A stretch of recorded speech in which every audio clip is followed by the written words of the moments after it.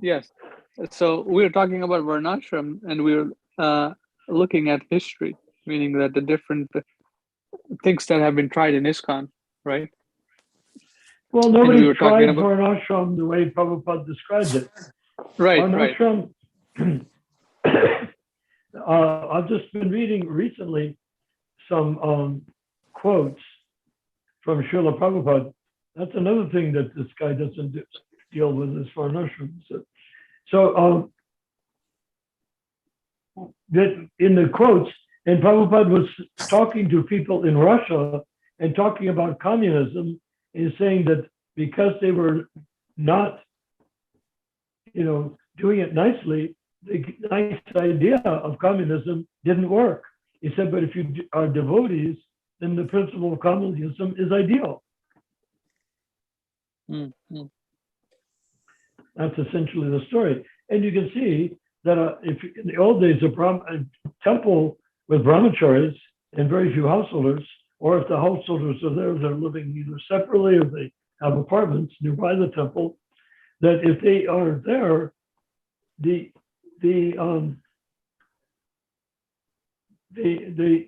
they're living so austerely that everyone is simply depending on Krishna. Mm-hmm. You don't. Now, the minute you get a job and you get a car and you get a house and a television and stereo and video games, then the householder ceases to be a householder. He's no longer a grihasta, becomes a grihamedi, or a sense enjoying. But the idea of householders was they were like devotees with children being trained to be devotees. And the husband and wife were essentially like brahmachari, brahmacharini. They had the comfort of their own home, but that doesn't mean that they were stuck in their home. They were using their home partially for social life with other devotees that were householders, and partially as a resource where they could do stuff for the temple, like sewing or cooking and stuff like that.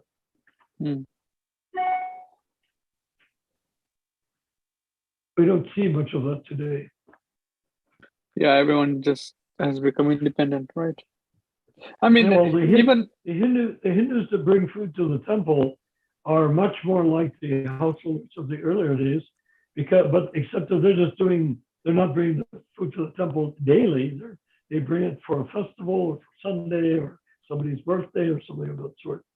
Right. But right. the whole structural structure of everything depending on the chanting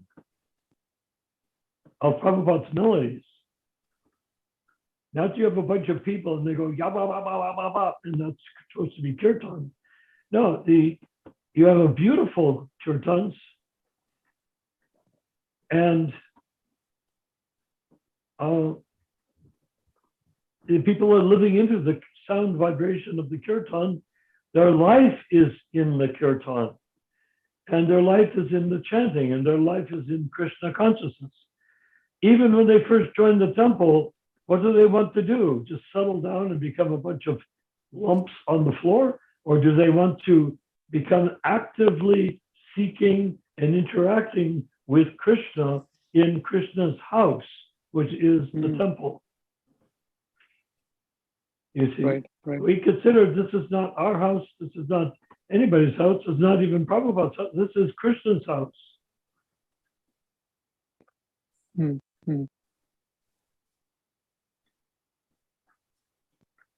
So it's a much different psychology. And that psychology can be revived with what we're doing. But if we don't revive it, then it's going to get further and further away. The Hindus may be good-hearted. They may be taking advantage, or all of the above. They've got all sorts of reasons to become involved with the Iskcon temple. But the main thing is, unalloyed love of God is not a factor on the table. It's not present. Yeah, I'm dealing with them here specifically. They have some ulterior motives. I mean, they might have money and might have power. They might have influence. They might want to give their money away. But unalloyed love for Krishna is not on their radar. Yeah. You're So the exactly point right. is, you don't have to worry about who's giving the money. You worry about the unalloyed love for Krishna part. The whole idea of being a devotee in the temple is you're chanting your heart out in ecstasy. Not Hare Krishna, Hare Krishna, Krishna Krishna, Hare Hare, Hare. Not like that. Hare Krishna, Hare Krishna, Krishna Krishna, Hare Hare. You know, you just embroiled in the sound vibration of Krishna's holy name. And what we used to do in San Francisco in 1967, before I joined the temple or moved into the temple, they had a record player, just a regular record player, and a record, and that record was Prabhupada's happening record with his chanting with a group of devotees on it. And you walk into the temple, and the whole temple is like saturated with the sound vibration of Srila Prabhupada chanting Hare Krishna. And you don't talk in the temple. You're not just quiet in the temple. You hear the temple. You're there, and you enter the atmosphere and mood of the temple. Not that it's just a big churchy type place, and you walk in to do your own private prayers. So that's what we've lost out on so far. And things like Varnasrama, you may or may not have ever actually experienced it. But it's easy enough to do. You eliminate everything else except kirtan, and what you've got left is kirtan.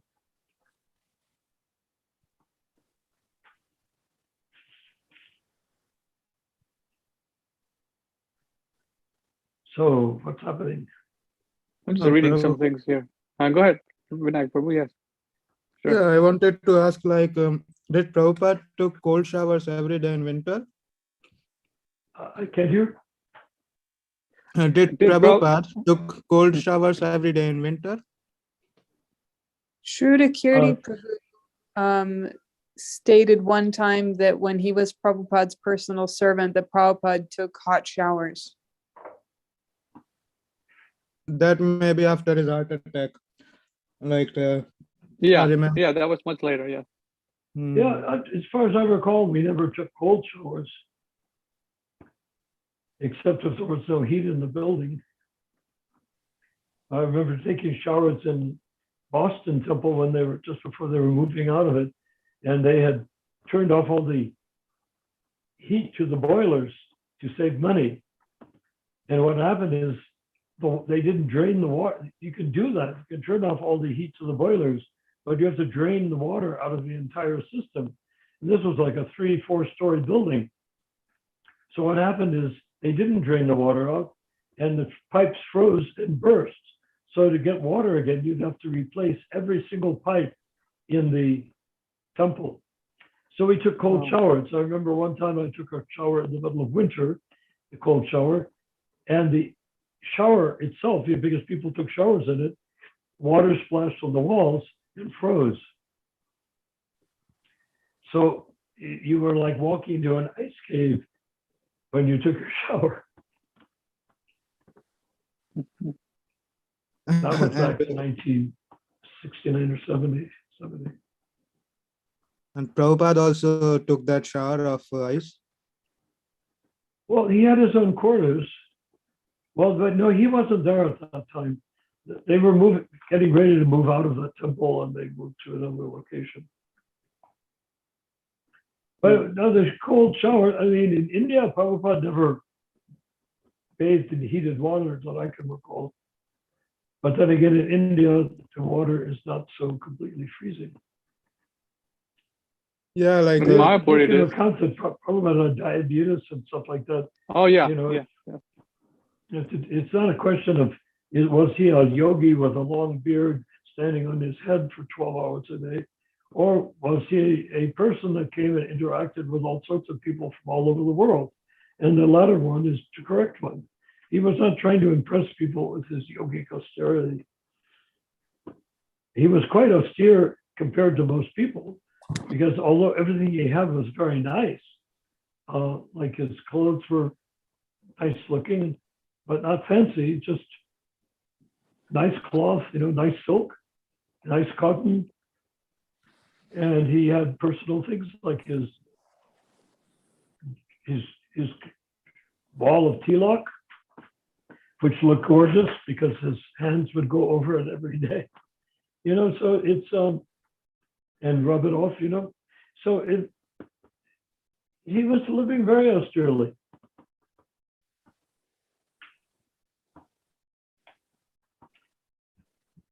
But he wasn't trying to do some sort of yoga thing where I'm from the Himalayas and we bathe in freezing cold. We rub our backs down with icicles or something like that. He wasn't doing that. Yeah, actually, I was asking this because once I heard in one of his conversation that if possible, one should bathe in a water which is naturally available. So sometimes I tried to imitate that here in Japan, and like last year in winters, like I did almost every day cold, taking a bath in cold, but now. Yeah, but Go ahead. this year actually it is quite like winter is quite rough over here. So for a few days I tried taking the cold showers. Like it was not a problem. I was able to tolerate.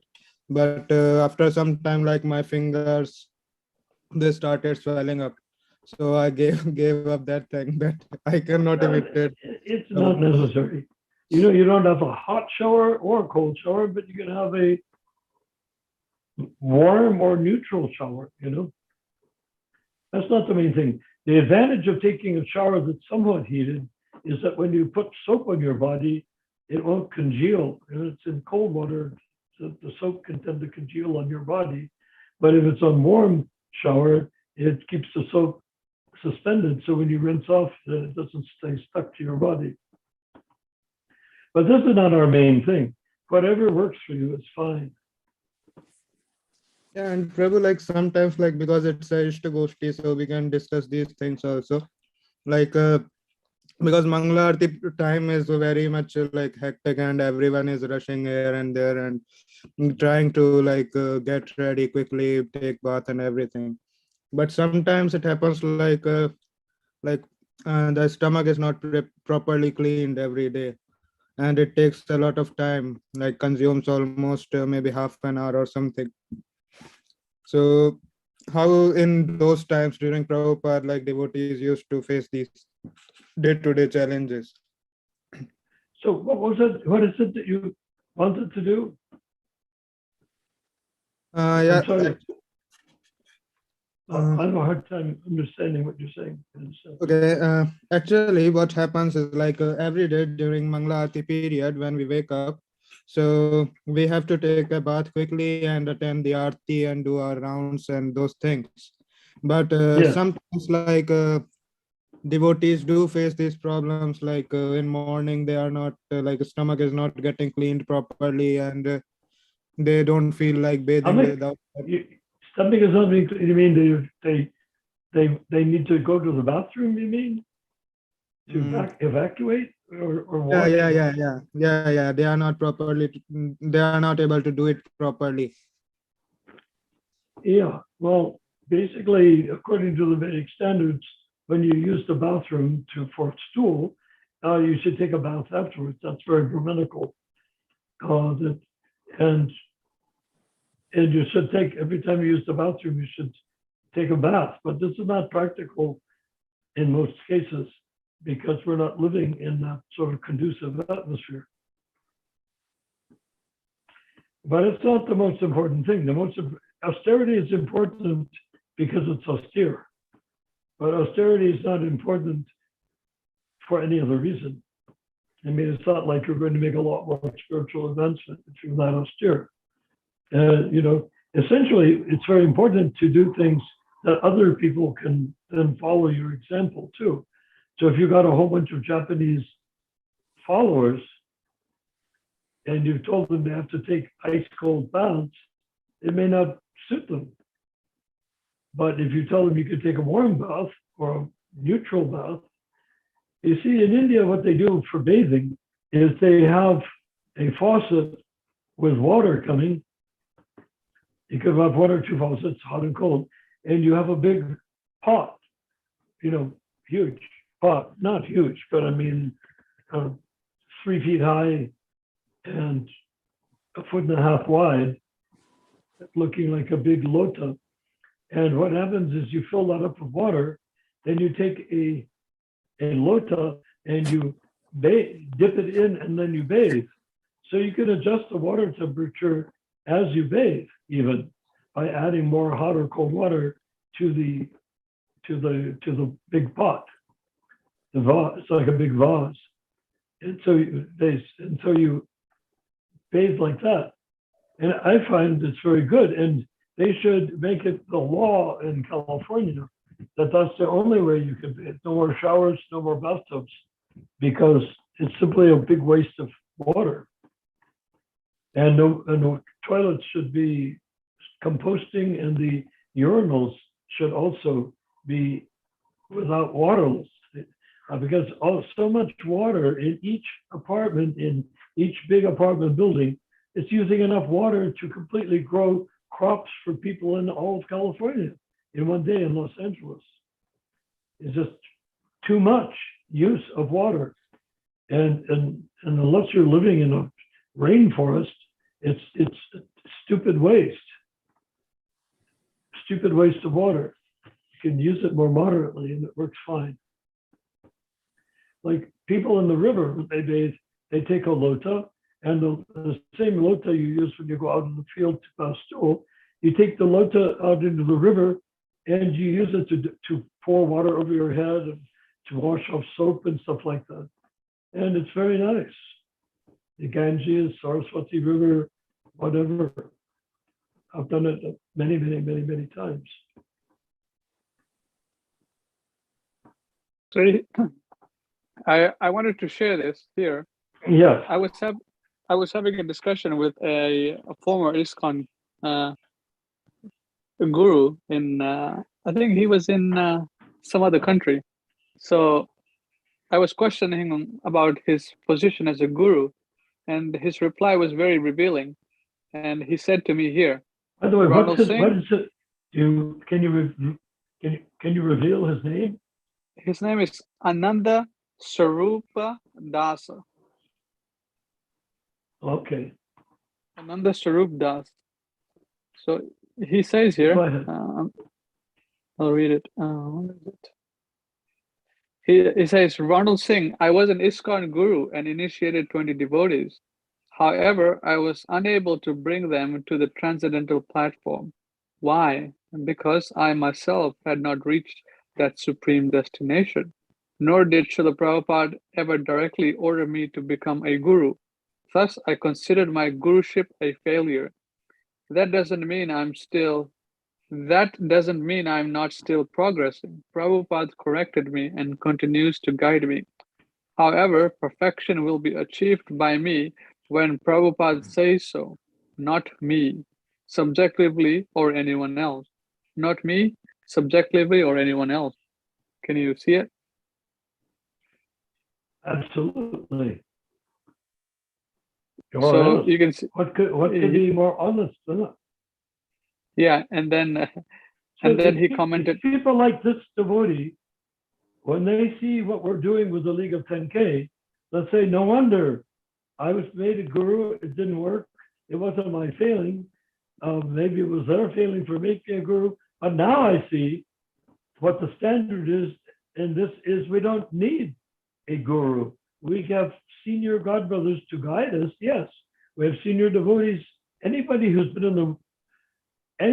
been in the Krishna movement that's active, who's been in the movement, Iskcon, for a week or two, and someone joins today, the one that's been there 2 weeks should be by that time in a position to offer guidance to the one that joined today.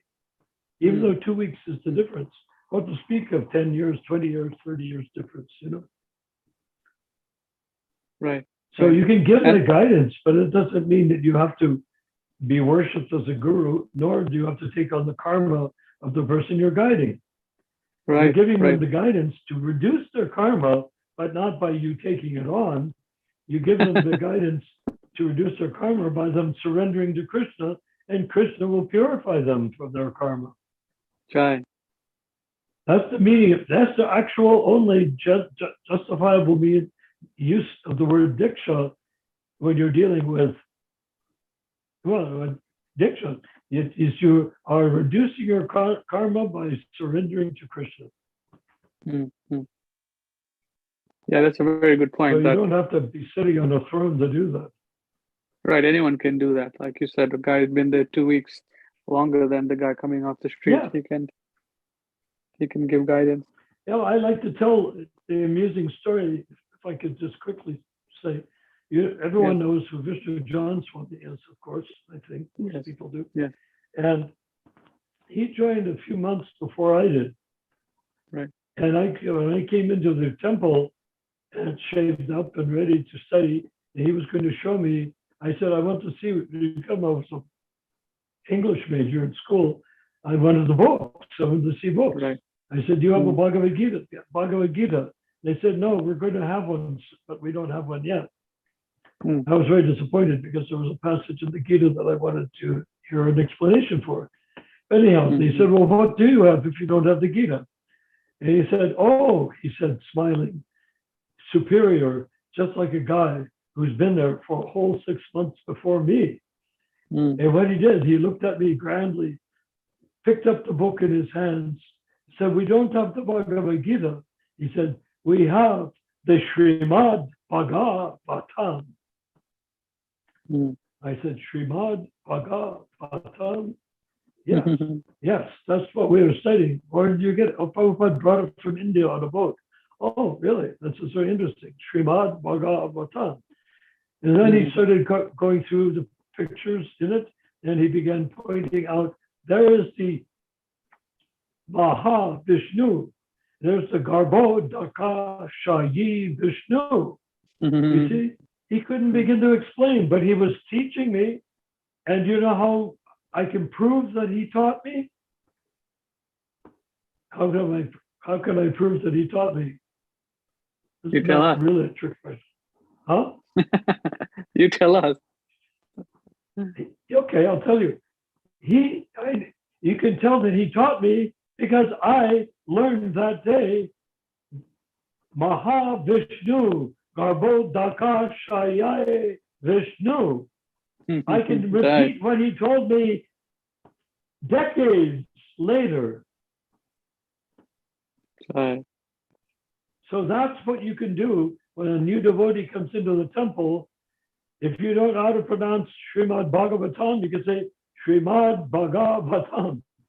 I remembered it exactly the way he said it, right? And that was in 1968. So that's the guru for you. Well, the guru, who said that? Guru, in a sense, by his teaching, by his senior joining.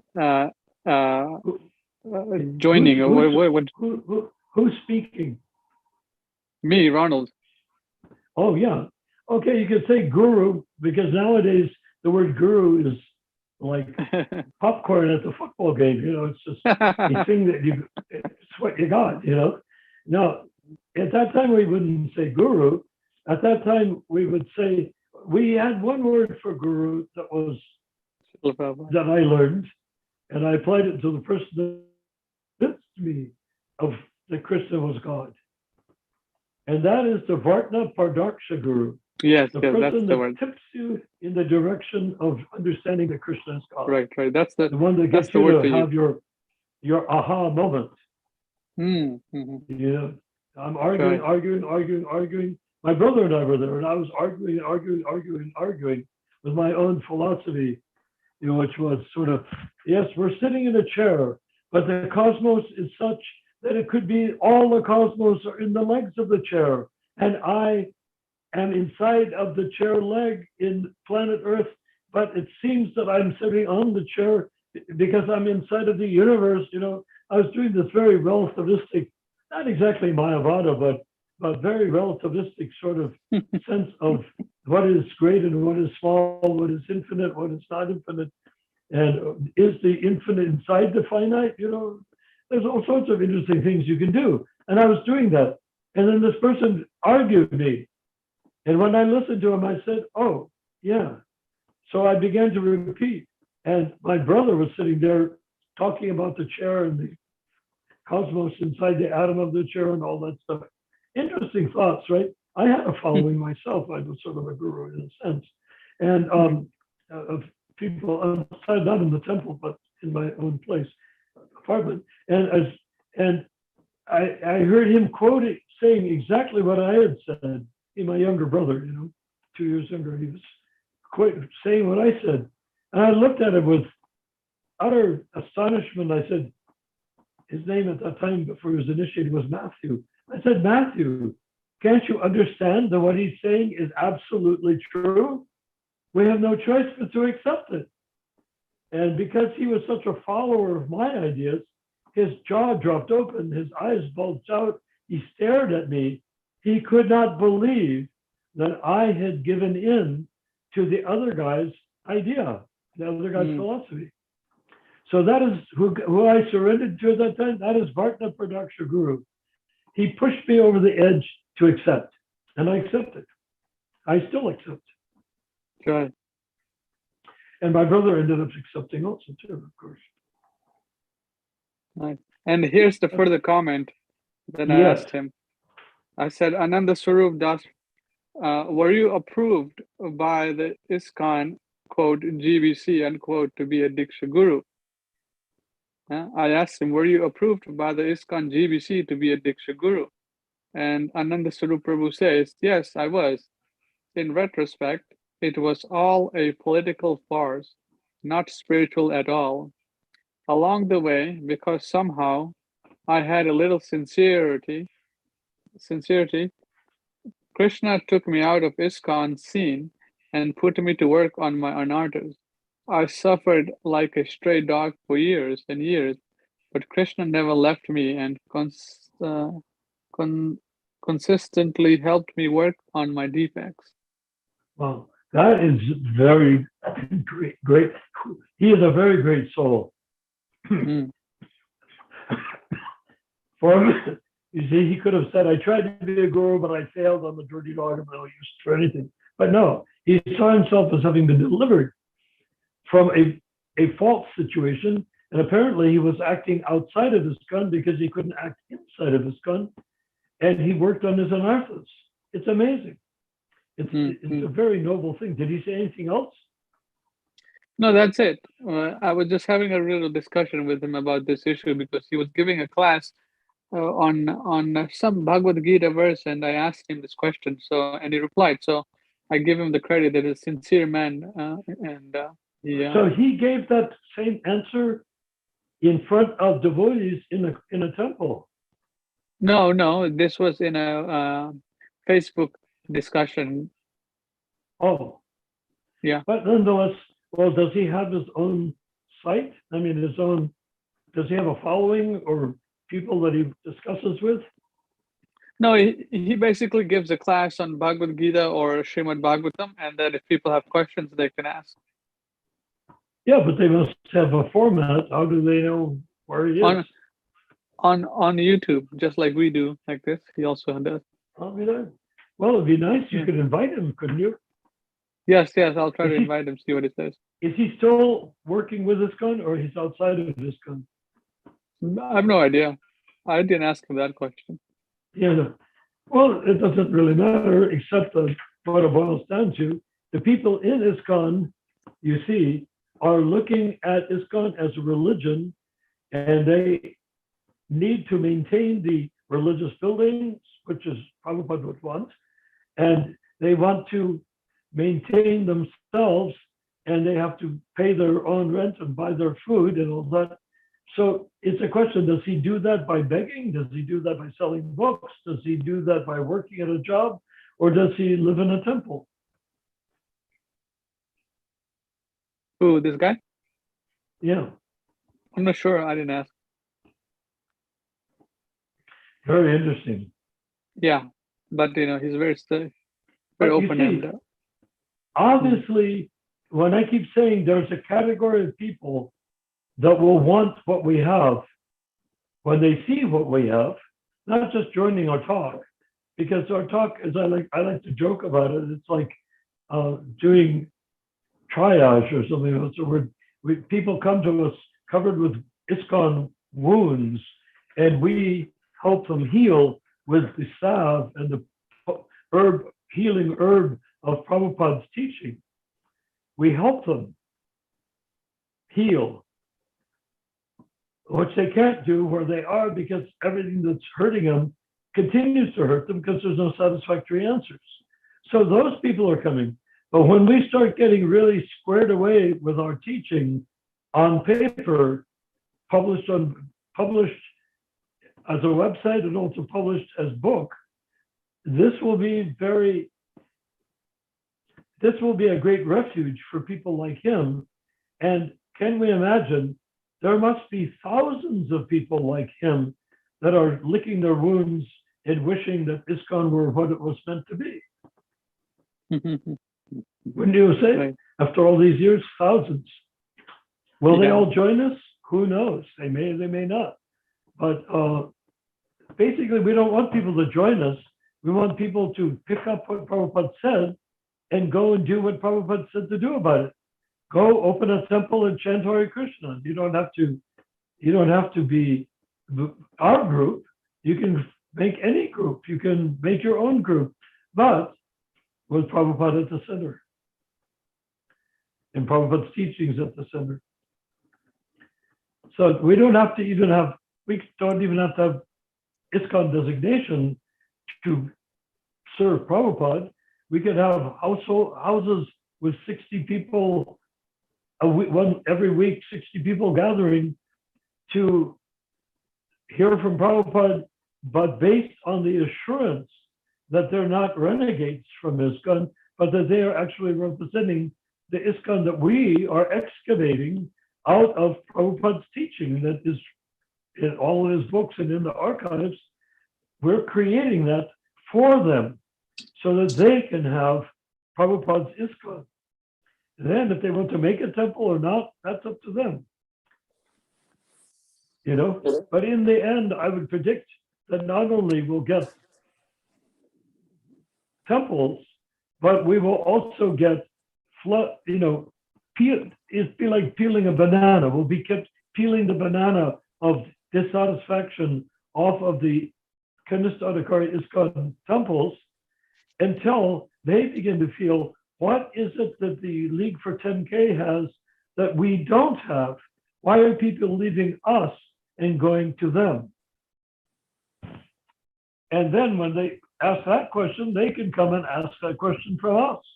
And when they leave, if they leave, they can say, that's right. We're going to become League of 10K too.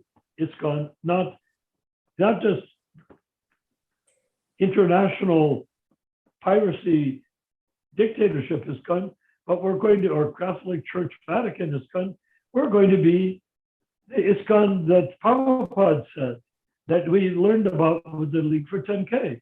And they can go back to an Iskcon temple, and then the GBC comes and says, you're under our control. I said, actually, we're under Prabhupada's control. No? Well, Prabhupada made us GBC. I say, well, okay, did he show me where he made you GBC? Where is it written? Oh yeah, that's the direction of management. He made us GBC. Oh, I see. Let's have a look at it. Oh, really? And so he said you're elected every 3 years. Oh no, he changed his mind. I said, oh great, he changed his mind. That's good to know. Now, where did he change his mind? Show me in writing. Show me a document. The direction of management is on legal paper and it's a signed document by Prabhupada and 12 people. Show me a document where Prabhupada said GBC is no longer to be elected.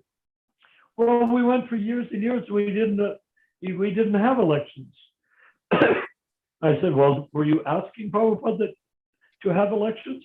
Did you say we've been going for years and now isn't it time for us to have elections? Weren't we supposed to have elections right at the beginning? And weren't we supposed to be serving the temples, not lording it over the temples? What are they going to say? In the end, I would say that probably a quarter to 2/3 of the GBC will throw down their weapons, throw their swords and pistols on the ground and say, thank God you've come to clear this up. We always knew something was wrong, but this is what we had to work with, and we didn't know how to not work with it.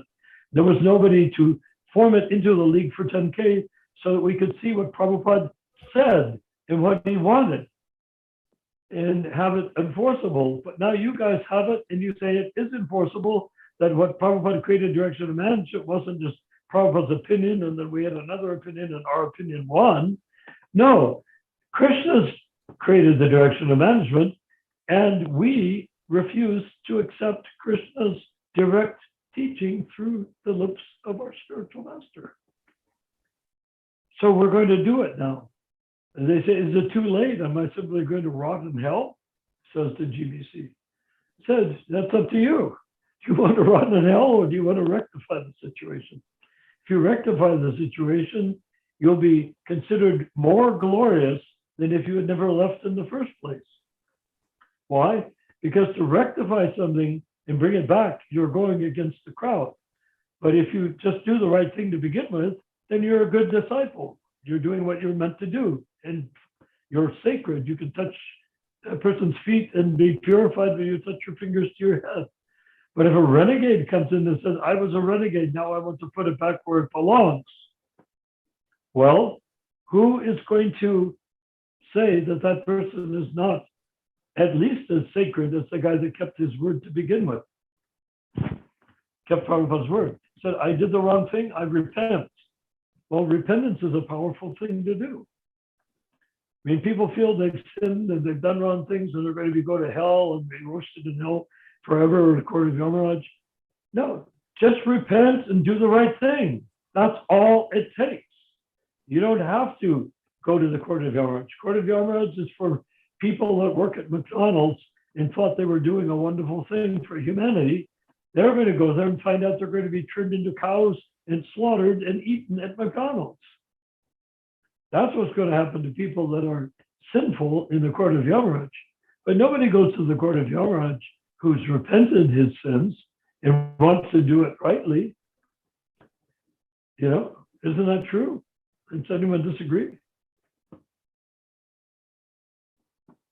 Ramachandra? Am I all by myself here? We were here. I didn't. Did you hear what I just said? Yes. You sure? Yep. There is Brinda. She's Brinda, Hare Krishna. Brinda, now I know why you're getting so big so quickly. Every time I see you, 5 years old. You're 5. You're eating. My mommy gave me on this haircut. When did you become 5? How long ago? I got my birthday soon. Oh, you're not 5 yet? You're going to be 5. She's 5 years. Let me see.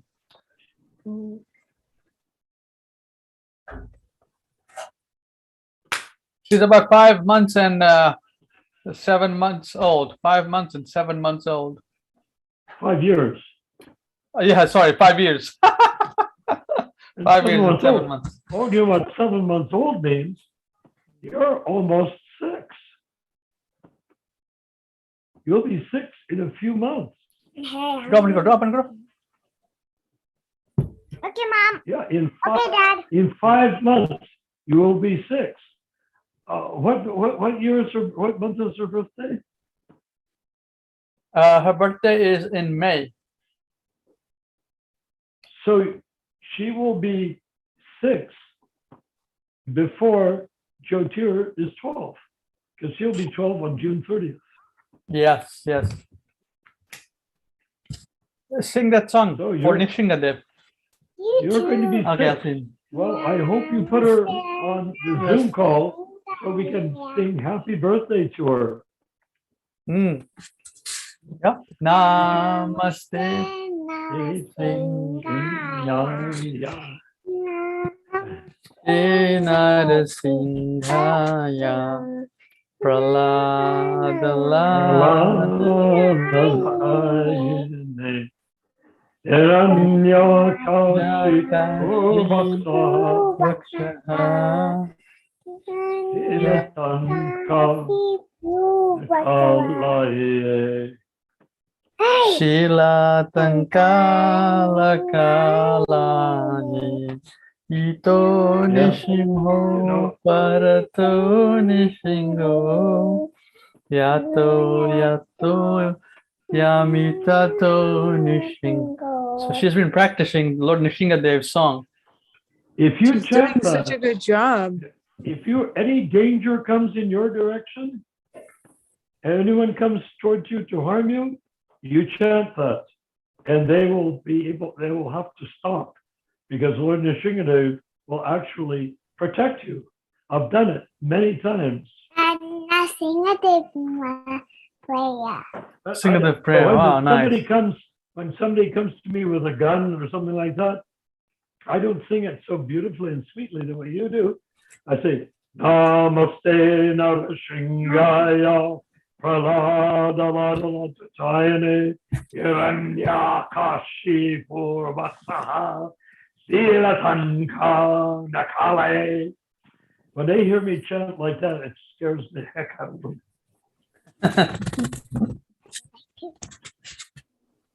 Now chant Hare Krishna. Show them. Krishna Hare Hare Hare Rama Rama Rama Hare Hare Hare Krishna Wow. Krishna Hare Krishna, Hare Krishna, Hare Rama Krishna. Rama Hare Hare Hare Krishna Yeah. Hare Krishna Krishna Krishna. Krishna, Hare Hare Hare. Rama Hare Rama. Rama Hare Hare You know, when you chant like that, when you are chanting like that, everyone around you that has never heard the Hare Krishna mantra before will become pure. They'll have their ticket back to Godhead in their pocket. And all the germs in your tummy, all the things on the bugs on the floor that you don't see because they're so small, all the insects in the air, when they hear you chant Hare Krishna like that, they will all have tickets in their pockets to go back to Godhead too. Isn't that amazing? So you're able to deliver huge numbers of people in the world. Chai, come on. Prabhu's talking to you. Where did he go? I'm going to drink on a fruit punch. Fruit punch? Okay. You're done drinking your fruit punch? Yes, there's some left. Some left? Okay, good. So, what else? She's so precious. So you like Krishna? Huh? Who's Balaram? Balaram is brother. Whose brother? Krishna's brother. Oh, Krishna's brother? Older brother or younger brother? Older. Older brother? Yeah. And who's Ram? Ram and Lakshman. Ram and Lakshman is brothers too. Oh, Ram and Lakshman are brothers too? Yeah. And then there. Wow, and who's Hanuman? Hanuman is great devotee of Ram. Oh, good devotee of Lord Ram? Naga. Oh man. You're learning something. Wow. You got it. You see, she has all the talent from her previous life. Hmm. You may say, well, I must be a good parent. I'm training her up nicely. I'm not doing anything. If you stand back and watch, you'll see she was born understanding these things, and she's triggered by her mom and you to give her the words that she has been buried in her heart from her last birth. Now you have opening your mouth, your past birth and the birth before that, etc., is coming out, and that means you're very fortunate because you're born to be a devotee, not just learning how to be a devotee. So name some demons. Can you name some demons? Name some. Bakasura. Okay. Thinking. Thinking. Rakshasas. Ravan? Ravan. Who else? Hanuman is a demon? No, not is a great devotee. Okay. So Hanuman is not. Mahaprabhu's not on the line with us tonight, right? No, Mahaprabhu is not. Who's Mahaprabhu? I'm a devotee. So do we have any questions? Has anyone posted any questions? Let me look. Rishabh Dev Prabhu is here. Narayan Prabhu. Oh, Hare Krishna, Rishabdev Prabhu. Hare Krishna. Another Rishabdev. Hare Krishna. How are you, Prabhu? Please accept my humble obeisances and please accept my blessings to you. Haribol. Jai. Jai Hare Krishna. Jai. I'm feeling blessed thanks to Krishna. Jai. Yes. Well, yes. You know, we are part of Krishna. We're not, when we're in a room full of people, we think this is a crowd of human beings and this is who we are. But when you start talking about the jivas in the room, which we are now, each jiva is completely individual, infinitesimal part and parcel of Krishna. There's no merging between one jiva and the other. They say, well, don't we merge at the point of being part of Krishna? Not really, because Krishna manifests us individually, each one of us individually. So we never have a group of devotees in a sense. We have devotees that can assemble as individuals. And that's what makes spiritual life so exciting and exalted, is that when you have a group of devotees, they're all understanding the same Krishna from a different point of view. Unlike religions, there's no group thinking, no group think. We can do it. We can go to an Iskcon temple and you can see they're training the devotees there to be part of what you could call group think, that we all believe the same thing in the same way. But that's not the truth, the reality. The reality is we're all individuals and we're all meeting each other, not for the first time, but after many births sometimes, to meet on the platform of Aham Brahmasmi. And why do we say to a devotee like Rishabdev, we say Prabhu, Master, because he is part of Krishna. If I see the human being, Prabhu, wow, why should I say? No, but if I see this is a jiva, pure spirit soul, when I say Prabhu, I'm talking to the fact that he is Krishna in a very minute form. Okay?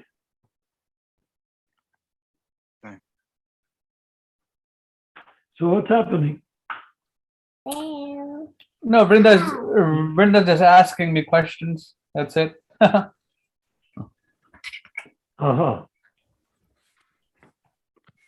Anything else, Rishabh Dev Prabhu, you can ask Or say. or say?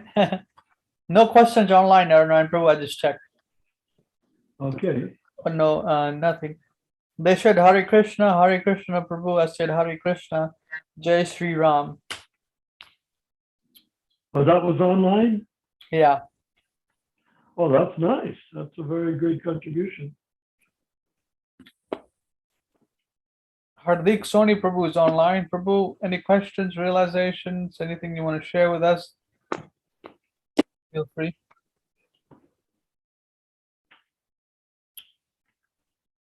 Well, yes. But the microphone is turned off.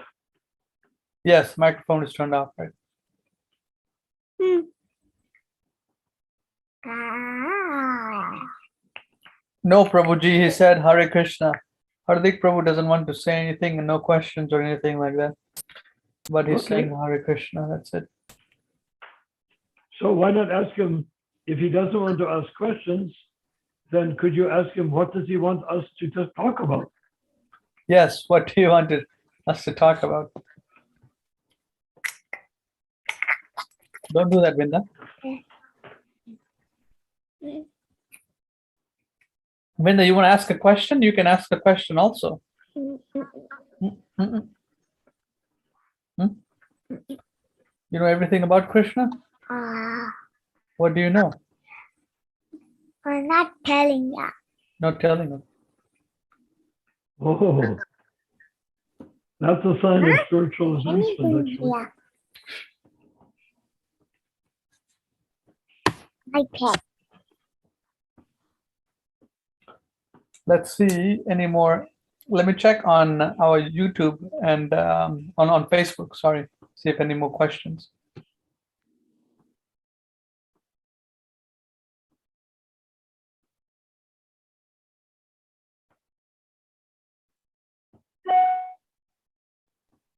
So Rishabdev Prabhu, what have you been up to?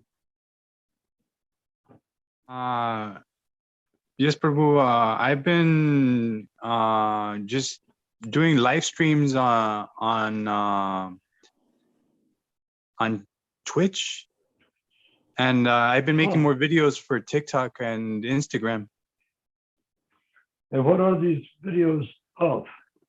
The Maha Mantra with the Really? cartels, and I also purchased the bells that you strap onto your ankles. Oh, really? Yes, I'm not sure what those are called. Oh, ankle bells? Oh, okay. I don't know anything in Sanskrit or Bengali. The Bengalis have a whole thing. They put on like 10 bunches of bells around the ankle up to their knee on each leg. And then when they dance, when they're stamping their feet, it rings like crazy. And then you have about 10 of them, and it really sounds big. But yeah, that's it. So do you know to chant Prabhupada's melodies? Have you studied Prabhupada's melodies? Yes, Prabhu. I started with the Prabhupada's melodies, and I also do some of the melodies that come to me. I'm not sure where they come from, but I guess they come from Krishna. Oh, well, that's very good. So when can we hear? Is there any way you could play something that you do on right now? Can you push a button and play one of your streams? Or it's not that easy? I could put on the bells right now, and yeah. Well, Yes, I'm talking about your recordings that you broadcast. Or do you record what you broadcast, or it's always just live? I record what I broadcast, but I can't bring it into onto this meeting. I could perform it live, but Right now? yes. Oh, go ahead. Yes, Is go that ahead. okay, Ramachandra? Yeah, that's go ahead. There's no questions or comments or anything, so why not? Yeah, and ask Brenda if she'd like him to do that play. Mhm. Okay, Okay, Vrindavana. go ahead. What? Prabhu's gonna chant Hare Krishna just here. We don't know what he's going to do. We'll have to wait and hear.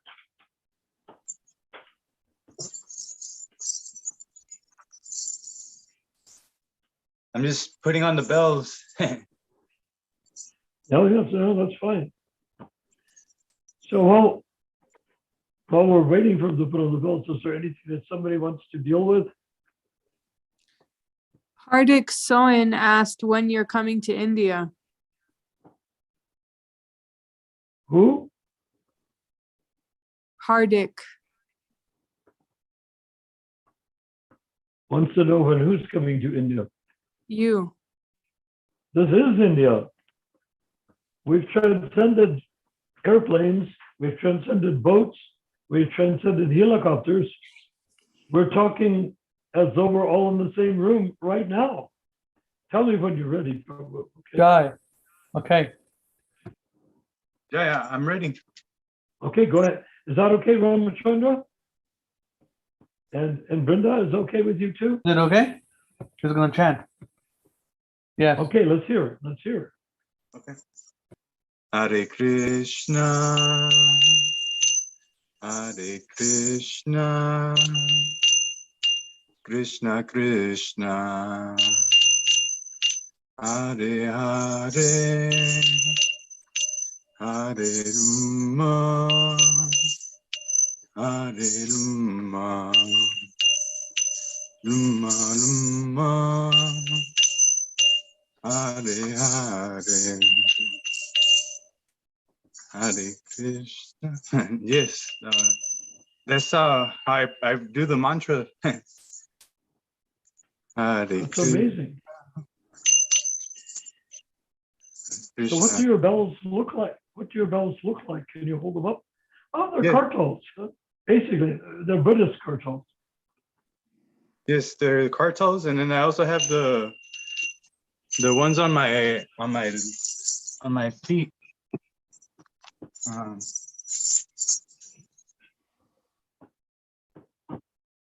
don't know if you could see them. He has the jingles on his feet, whatever you call it. I'm not sure what it's called. Jingles? Yes. They're called ankle bells, actually. Ankle bells, yeah. I see it. Yeah. Yeah, one of them. You Oh, have it? that's tremendous. Jai. Jai. That's very, very nice. That's amazing that you're able to make that sound. Those bells, I think, are Tibetan. Like they're from Tibet. Are they thick? Are they like the Tibetan ones are thicker? Oh, they're hollow. The kartals, the Vrindavana Cold. Well, yeah. Oh yeah, those are Tibetans. Yes, Tibetan kartals. Yeah. Eh? Yeah. Yeah, that's amazing. Yeah, they're I thick. like Yeah. what you're doing, and people like when you're chanting like that. I think Right. Yes. you get a lot of people listening. Yes. What my most recent mantra had 300 views. Really, that's Yeah. amazing.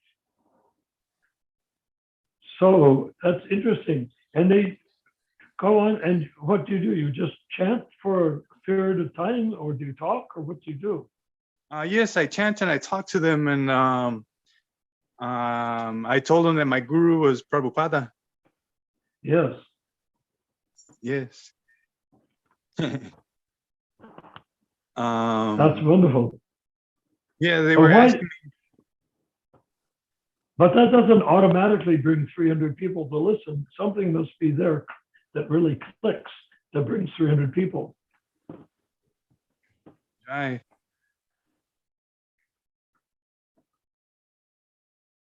Yes, it was, I think it's Krishna. Oh. Well, there's no way to disagree with that wonderful statement. No, that's perfect.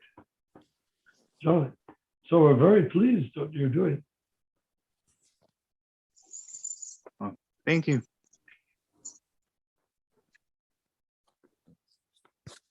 Yes, I usually I used to do it for about an hour or an hour and a half.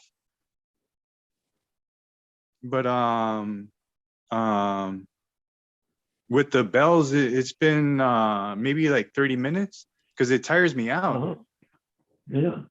Well, what would Yeah. you use before you had the bells? I was just used the flute, like Oh. Krishna. Do you have your flute with you? Yes, I do. Well, why not play us a little bit of your flute? Okay. Jai. Let's do it. Yes.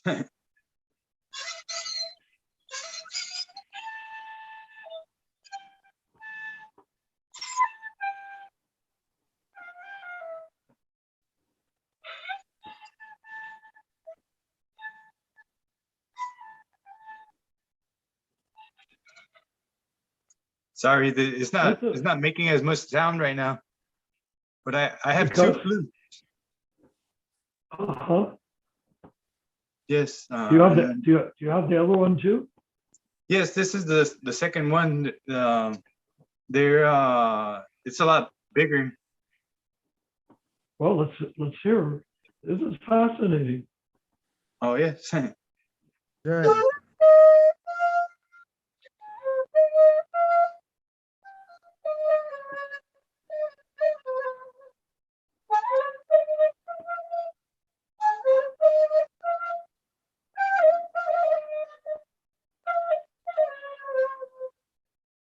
Hare Krishna, Krishna Krishna, Hare Hare, Hare Rama, Hare Rama, Rama Rama, Hare Hare. Yes, and then I would usually continue with the flute, and yes, but that's what I do. I combine it all together, and thanks to Krishna, it. Do you record it beforehand, or you do it live? I do it live. So you can play flute, but you can't play flute and chant. But you can chant and you can play the bells. So how do you do it? You chant, play the bells, or play flute, but you can't do anything but play flute when you play flute, right? Because you can't chant and you can't play bells when you're playing the flute. It's all very fascinating. Thank you. Yeah, I do play all of them at the same time. I just put them all on, and then I go back and forth with the singing and playing the flute and playing the bells. Oh yeah, but not at the same time, right? You one after the other. Sometimes I do two at a time, like the bells and the flute at the same time. Oh really? Yes. Could you show us for one moment? I hope this is not inconveniencing you. Oh no, it's not an inconvenience. It's not inconveniencing us because we are enjoying hearing your chants. Thanks to Krishna that I'm able to do this.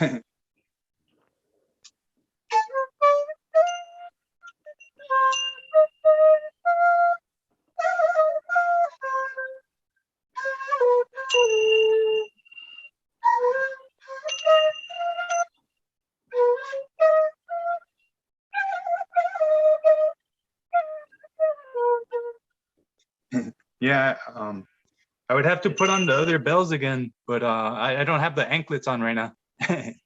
Oh, that's fine. Wow. So you're playing 3 instruments at once: the flute, the cymbals, and the ankle bells. Wow. Yeah. That is amazing. It's yes, truly, you're being guided by Krishna from within. There's no question of it. And the way you do it, people are fascinated, and they want to tune in and listen to you do it. Can they see you visually, or they just can hear you? They can see me. On the videos that I've been doing is you could see my I recorded it from where you could see my ankles. Uh-huh. And then I've also recorded it from where you can see the bell. Well, that's amazing. The and you don't have it on your cell phone. I do have it, but I don't know if I could share it. Well, you probably could with a FaceTime, right? Well, yeah, you can think about it next time. Yes. But if you can share it with FaceTime, that would be okay. Or do you have a computer? Yes, probably, right? Can you play it through your computer? And that you could put the computer screen in front. Oh, you're using your cell phone right now, right, to talk, right? Yes. So if you had your computer playing it on your computer, that you could turn your cell phone to pick up the image, right? Yes. Well, anyhow, not for now, but this sounds like a great idea. Thank you very much for sharing your astonishingly higher astral mystical bhajan, your worship of Krishna in the rarefied ethereal platform. So I'd like to, we got about 15 minutes. Vinayak Prabhu is back, so I'd like to see if Vinayak Prabhu wants to share anything or ask anything or comment or anything like that. Vinayak Prabhu? Of course. We got about 15 minutes. Okay, not then. Let me see here. A lot of people said Hare Krishna online, so thank you for watching. 10 people are watching. Let's see how many people are watching. 5 people are watching. Wonderful. Yeah. So Mommy, don't I have love video? if you run out of things Are to you do, finished? then by it was finished, why don't you read a little bit from the cow protection essay that I sent? Yeah, and Prabhu, I have something to share. Of course. So, like, few like many times, like we have discussed these things in this Ishtagoshtis about like Kanishta, Madhyama, and Uttama, these things. So today I was Yes. hearing a Bhagavatam class, and Prabhupada actually explained it to the very much like he hit the point in a very much clarity about these things. Like these things maybe like I have heard many times, but in Krishna consciousness, there is something that we hear some point or some philosophy many times, but after a certain point of time or after very long time, we get the actual realization of that particular concept. So today Prabhupada was explaining that verse like that what is a Madhyama adhikari, and he was saying that a Madhyama adhikari is a person who has the intelligence to differentiate between a devotee, innocent, and a person who is like atheistic. And also a Madhyama adhikari have intelligence of how to treat different class of devotees. So How to what? how to treat different class of devotees. A Oh, Madhyama yes. adhikari also has this qualification. So yeah, so this thing actually hit in my mind that Madhyama adhikari actually has an intelligence to ascertain that whether which devotee is Uttama, Madhyama, or Kanishta. So that's why, That's the like, once idea. you were, yeah, because once you were saying that in all over the movement, like right now, nobody is above Kanishta adhikari. So that's Oh, no, why I they're came. not. Yeah, yeah. They're So not. that's why. They are Yeah, Adhikari. yeah. So Madhyama has to be spiritually aware and yeah. not just speaking the party line. Go ahead, continue. I like what you're saying, and I want to hear every detail. Yeah, so because right now, like most of the devotees, like there are very sincere devotees also, but most of them are right now in illusion about their gurus being the Uttama adhikari. So practically, they are not having a proper intelligence of judging who is a Kanishta, who is a Madhyama, and who is a Uttama. So this very thing is the like is the evidence that yes, they are not above Kanishta level, Oh, because that's very intelligent. I yeah. was in Canada. Go ahead. More. You want to say more? Because Go if ahead. because if they would have been above like if would they would have been a Madhyama adhikari, then they would never have became the gurus by falsely thinking of them being an Uttama adhikari, or Thank you. yeah, or they would never have accepted someone else good enough to be become a guru, because if they would have that spiritual intelligence of thinking or identifying someone as Uttama adhikari, then they would have identified that no one is actually qualified, because many Beautiful. of them fell down. That's almost exactly the way Prabhupada phrased it also. That's very excellent. And thank you very much. Yes, that's a wonderful realization. That's the test. You see, that's what our League for 10K will end up doing. What we're doing now is we're getting started. What the League for 10K is rolling, it will become obvious that if you are a guru, how can you distinguish Uttama Adhikari? I ran into Gopal Krishna in Canada, up in the mountains, and he was reading from Thakur Bhaktivinoda's Jaiva Dharma, I think, and in the introduction he was talking about Kanista Madhyam Uttama Adhikari. And he was talking like that. So I raised my hand. He said, yes, all right. And he said, so are you now going to be distinguishing and teaching us the difference between the Kanista, the Madhyam, and the Uttama Adhikari? Is that why you've read that part of the introduction to the Jaiva Dharma by Thakur Bhaktivinoda? Then he went completely, practically flipped out. He went into a half-hour complicated, hyper-intellectual explanation as to why, if you start to try to discern between these different adhikars, that you are going to simply create envy amongst everybody. Then he turned it to the audience there, and I was in the group of devotees, big 50 devotees, and he said, it will simply create envy in the society, in this temple room. There'll be people envious. Who is a Kanista? Who's a Madhayma? Who's an Uttama? I didn't say anything, but I mean, I was dumbfounded. I said, are you joking? Someone in this room is a Uttama, or we could say, and somebody in this room is a Madhayama. How can you just say that when everybody in this room is clearly a Kanista? There's no Madhyam or Uttama traits being discussed. So Prabhu, I will turn the floor back to you, but I agree with you 100%, that you can understand why now. Yeah, Prabhu, like earlier you used to say these things, and I used to think that Narayan Prabhu is kind of exaggerating these things, that there is nobody is even Madhyam adhikari. But now, like hearing Prabhupada today and understanding these things, I can know that, yeah, you speak at a very mature point in philosophy. So, Hare Krishna. Hare Krishna.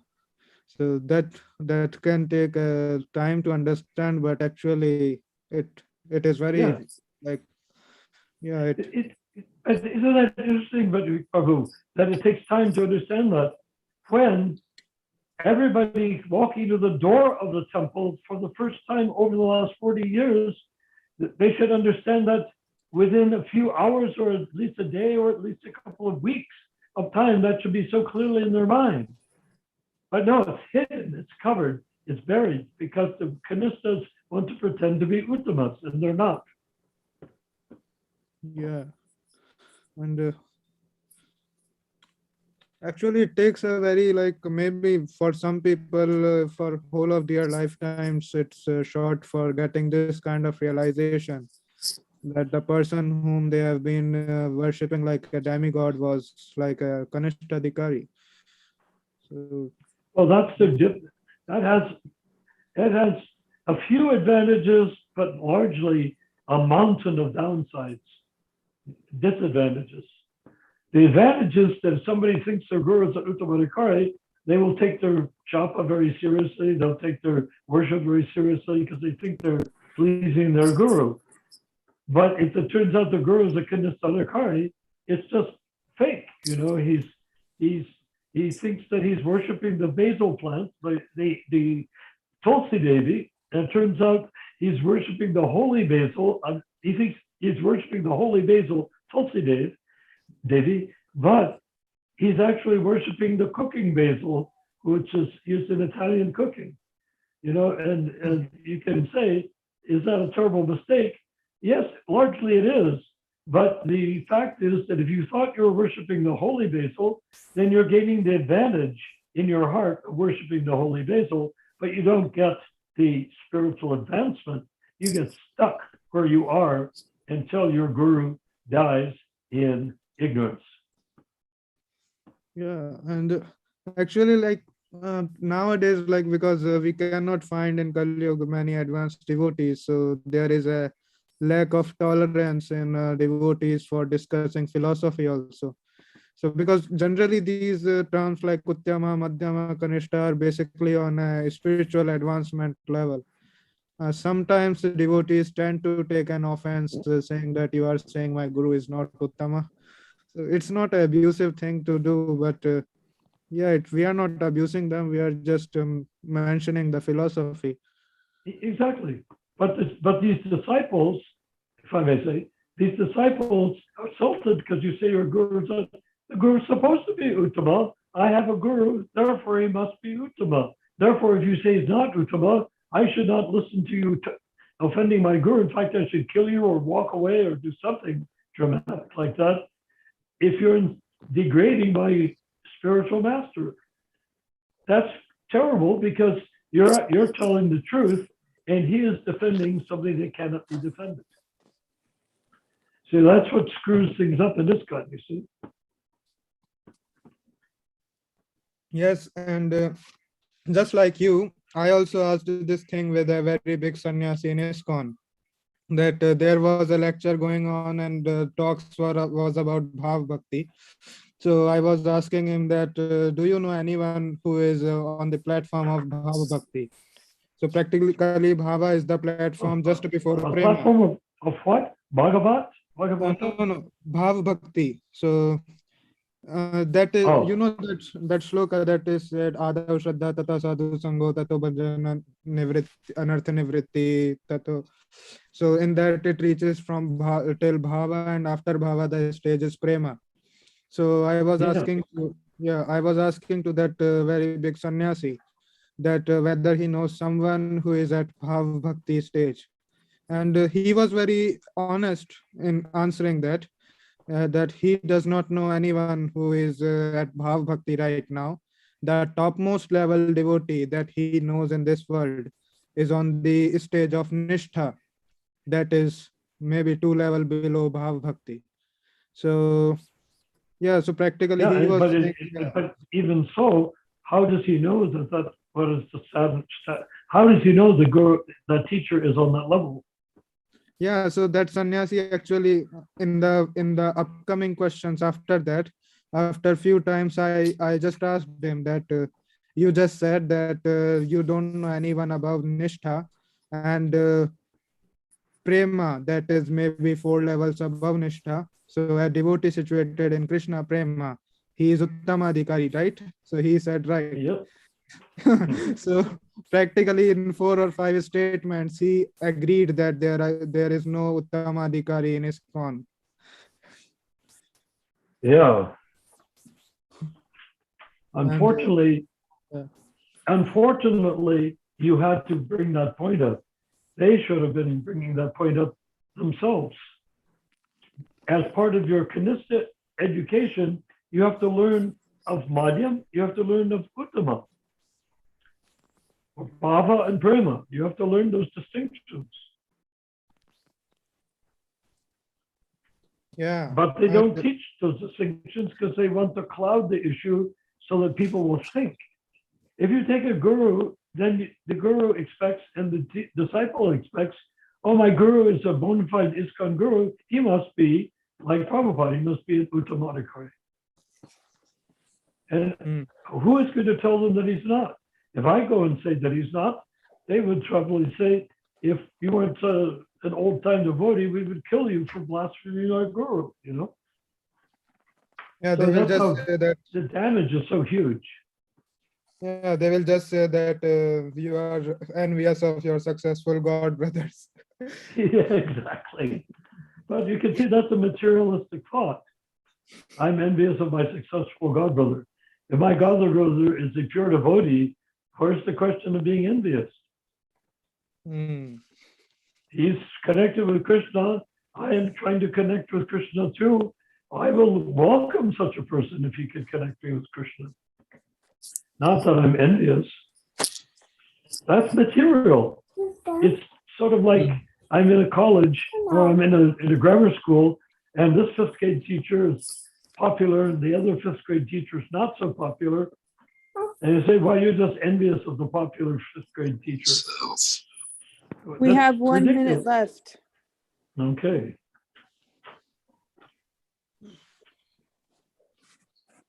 Yeah, Okay. so, yeah, for Ramchandra Prabhu, like I have a request that in our iṣṭa-goṣṭhīs, like we can have a proper title in YouTube videos, because people generally they cannot get these videos indexed in their search.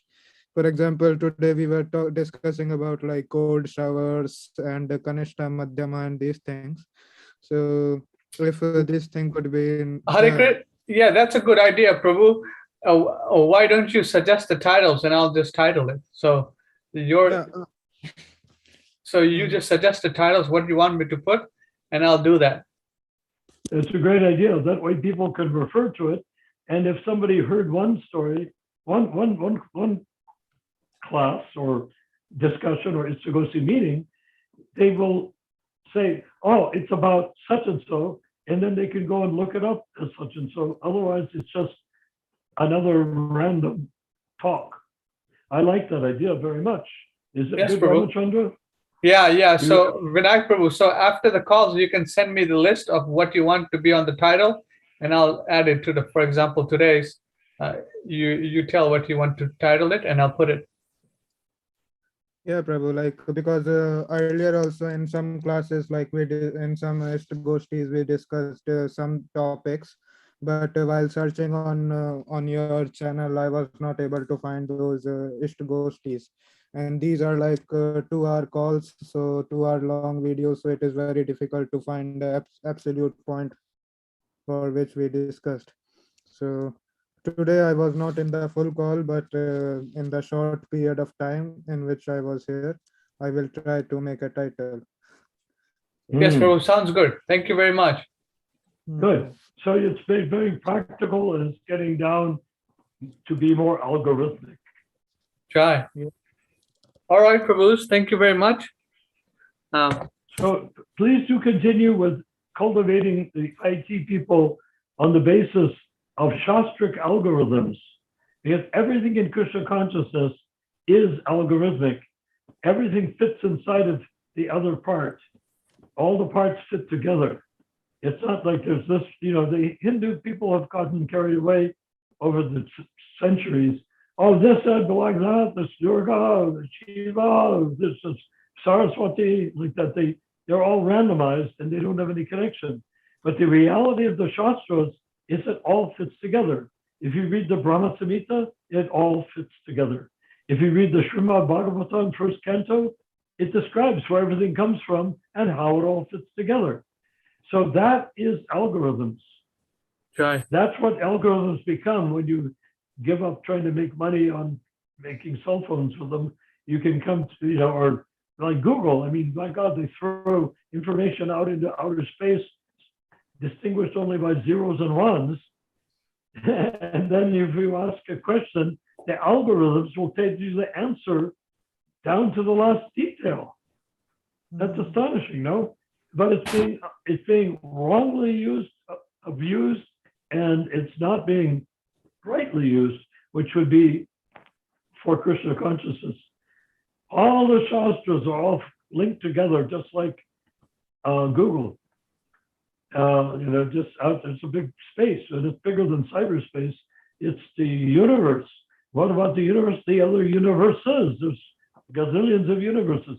And what about the Brahman? And what about the Brahmajyoti? What about Krishna Loka? What about Vishnu Loka? All those places are all tied together into one beautiful configuration. And that configuration, if we preach to IT people, preach it as algorithms.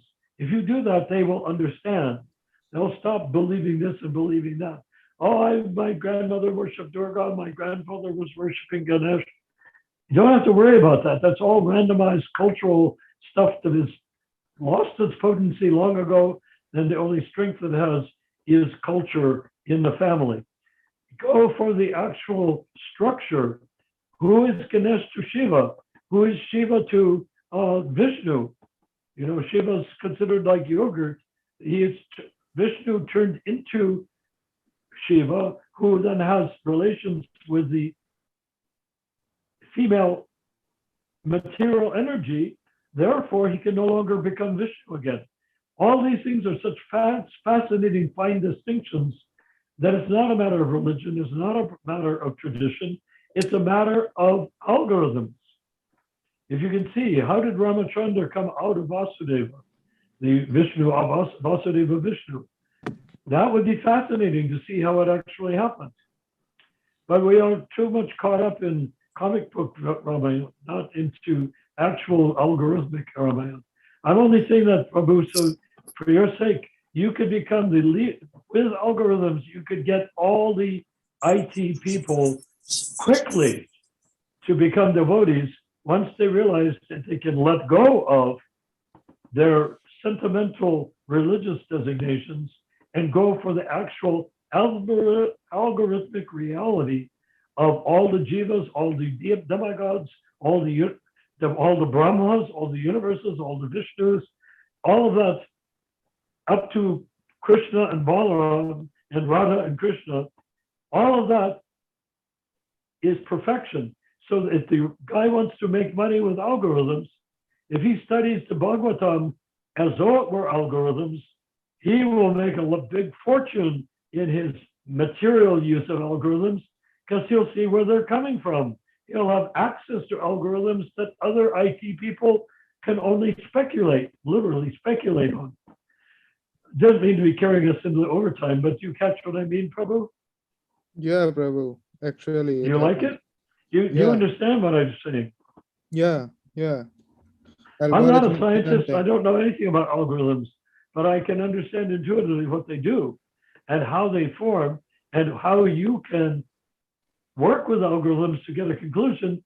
But what happens? It's sort of like it's like cooking food in your house. You can feed your family, but if you cook in a banquet, you can feed multitudes. So the multitudes deserve the algorithms of Krishna consciousness, not just this IT business, not this insurance company, not just this real estate company. They can use it, yes, but if you're hitting the big ones, the little ones will take care of themselves. Quite honestly, do you agree, Prabhu? Yeah, I completely agree. And actually, this whole bhakti process, like from Shraddha to Bhava to Prema, this whole process is very algorithmic. So just like Exactly. algorithms flow in a step-by-step way, similarly, this spiritual advancement and growing this tree of bhakti lata also goes in a step-by-step way. Exactly. So when you're talking with them, get them out of. They're Hindus, right? Not in Japan, not mostly Hindus. and also Japanese. Yeah, like, but yeah, Japanese are not always tech guys. So No, I'm talking. You mentioned these are techies. The yeah, people, and Hindus I've said if they're techies, preach algorithms. are. Yeah. Uttama Adhikari has an algorithmic relationship to Madhayma Adhikari with an algorithmic connection to Kanistha Adhikari with a algorithmic connection to randomized behaviors in human society that have no particular standards or gifts to offer to anyone. But these randomized people are like a bunch of fish running around in a polluted pool. We are taking the fish and put them into a clear glass aquarium. That's called Kanistha Adhikari. We're taking them out of the swamp and putting them in the aquarium. And from the aquarium, they can go further into more rarefied atmospheres. That you can discuss with the techies. Anyone who's into IT, you can discuss it if they are Hindu, particularly. You can discuss it and say algorithms. And what can they do? Say no, we don't like algorithms. They make their living with algorithms. Anyhow, we're running into overtime. 9 minutes into overtime. So unless you have something else to ask or say, Ramachandra, what do you think? I think we can end it here and we'll continue tomorrow. My daughter wants to sleep, so. Oh my God. Well, when the goddess wants to sleep, do you know what happens when the goddess wants to sleep? Everyone else goes to sleep. The clouds come down. The curtain of night comes down to descend so her sleep will not be disturbed. And warmth comes up through the covers of her sleeping space. And so we must respect that completely. So, Vrindavana Prabhu, we honor your need to sleep. So good night. Hare Krishna, Prabhus. Thank you very much for joining. Our next program will be tomorrow, 8 p.m. Yeah. Thank you, Prabhus. Hare Krishna. Jai. And Jai Rishabh Dev, you impressed us. So now see if you can get something working through your computer.